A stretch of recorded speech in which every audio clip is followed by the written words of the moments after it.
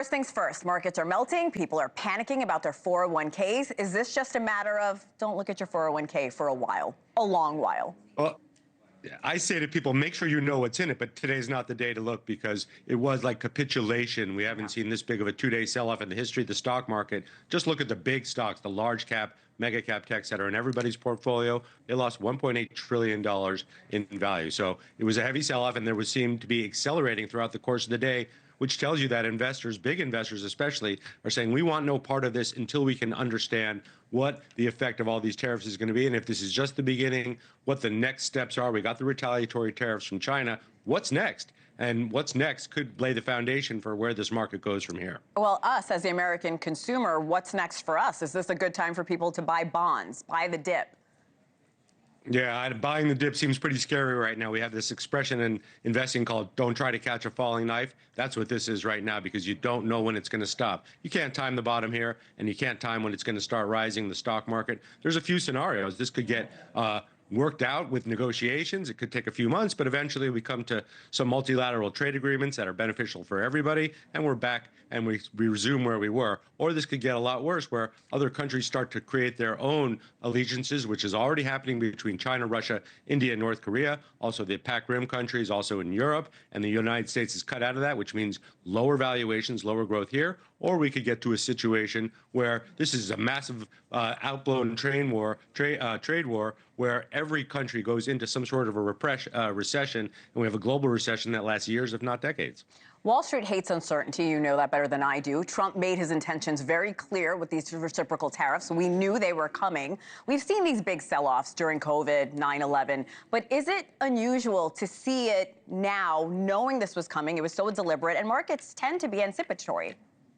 Yeah, and big investors like to sell first and ask questions later. So just because they don't know what the future looks like and they can't put a proper value on companies right now because we don't know, we can't tell what their profits are going to be if this tariff war escalates or if it cools down a little bit. If you can't put a valuation on that going forward, and we're paying for future profits, but it looks like profit growth is going to slow, well, you don't really want to hold those stocks for right now. You think they're too expensive. That's what's happening right now. I wouldn't try to buy the dip. I wouldn't try to time anything, but watch and wait and see what happens. I was at the meeting, the interview with Chair Powell today, where he made those comments, and even the Fed has no idea. They said, this is early days. We still need to see what happens next before they can even forecast, and that's the Federal Reserve talking. I'm so glad you mentioned that because Jerome Powell, of course, the Fed chair, he's warning of higher inflation, slower growth. JP Morgan raising recession odds to 60%. Now, considering consumer spending makes about 2/3 of our economy, are you concerned that these warnings will lead to people sitting on their savings, easily just not spending any money? Yeah, look back at last month. We saw the personal savings rate rise to those COVID levels. That tells you that people are sitting on their hands. That's especially upper income families that are doing that. Lower to middle income families have been struggling with rising prices for the last 5 years.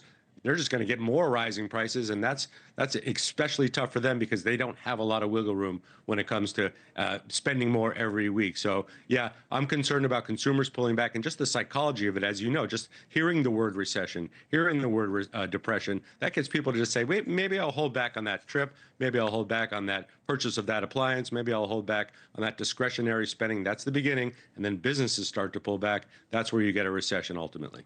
Caleb, you said you were at the meeting with the Fed chair today. I have to ask you, what was it like? What was it like behind the scenes? What were people saying?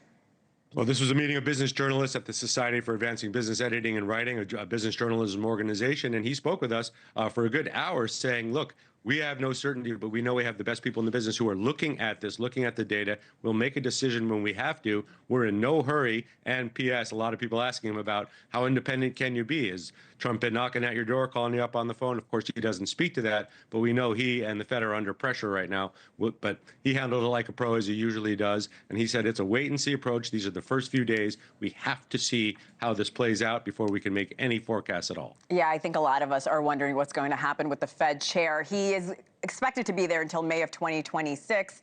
But we know Trump loves loyal people. Let's stay with spending. How will these tariffs impact the things Americans love to buy? I am going to bring up Nintendo, already warning about delays with its new console.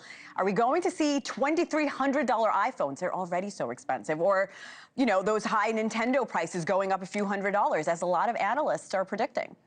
Yeah, especially for the electronics, that's where so many of the components are either made or completely made overseas. We import those. We don't make gaming consoles here, a lot of them here in the United States. Anything that has electronics, a lot of semiconductors is usually made overseas. So those prices are going to go up. But the cure for high prices, as you know, is high prices because eventually consumers tap out. So companies are going to have to find the right pricing flexibility for their products while prices are going up for them that don't dissuade consumers from spending, because that's the worst case scenario where they keep raising prices, but we don't buy anymore. That's a good recipe for, again, a real economic slowdown, corporate profits plunging, and a bear market, which we're pretty close to already. Thanks so much for watching. Go to joinnn.com to find NewsNation on your television provider.